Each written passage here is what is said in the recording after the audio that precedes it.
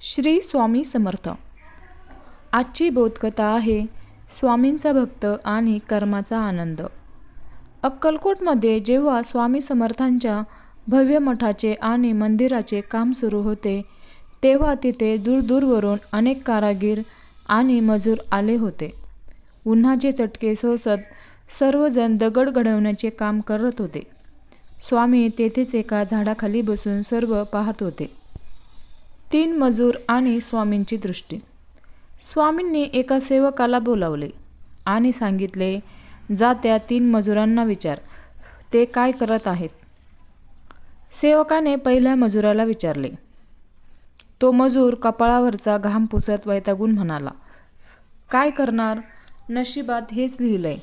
दिवसभर या उन्हात दगड फोडावे लागतात, हे माझं दुर्दैव आहे, दुसरं काय। सेवकाने दुसऱ्या मजुराला विचारले। दुसरा मजूर शांतपणे म्हणाला, मी इथे काम करतोय कारण मला दिवसाचे 100 रुपये मिळतात। त्यातून माझ्या घरी 4 लोकांचं पोट भरतं, हे माझं कर्तव्य आहे। सेवकाने तिसऱ्या मजुराला विचारले। तिसरा मजूर मात्र अगदी आनंदाने दगड करत होता। तो म्हणाला, अहो, मी किती नशीबवान आहे, साक्षात परब्रह्म स्वामी समर्थांसाठी हे मंदिर उभं राहतंय आणि त्या मंदिराचा एक छोटासा दगड घडवण्याचं भाग्य मला लाभलंय।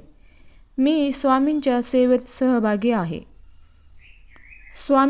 स्वामींनी हे ऐकले आणि ते मंद हसले। त्यांनी त्या तिसऱ्या मजुराला जवळ बोलावले आणि त्याच्या पाठीवर मायेचा हात फिरवला। स्वामी म्हणाले, कामात जो राम पाहतो त्याला स्वामी भेटतात। जो कर्माला ओझं मानतो तो कायम दुःखी राहतो। जो कर्माला गरज मानतो तो जगत राहतो, पण जो कर्माला सेवा मानतो तोच खरा भक्त। या कथेचा मिळणारा बोध असा, आपण जे काम करतो ते जर स्वामींची सेवा म्हणून केले तर त्या कामाचा थकवा कधीच जाणवत नाही। भिवू नकोस, मी तुझ्या पाठीशी आहे, हे स्वामींचे वचन फक्त संकटातच नाही तर आपल्या कष्टाच्या वेळीही आपल्याला शक्ती देते। आपली दृष्टी बदलली की सृष्टी बदलते। तुम्हाला जर ही कथा आवडली असेल तर आपल्या सर्व स्वामी भक्तांना नक्की शेअर करा। बोला श्री स्वामी समर्थ। जय जय स्वामी समर्थ।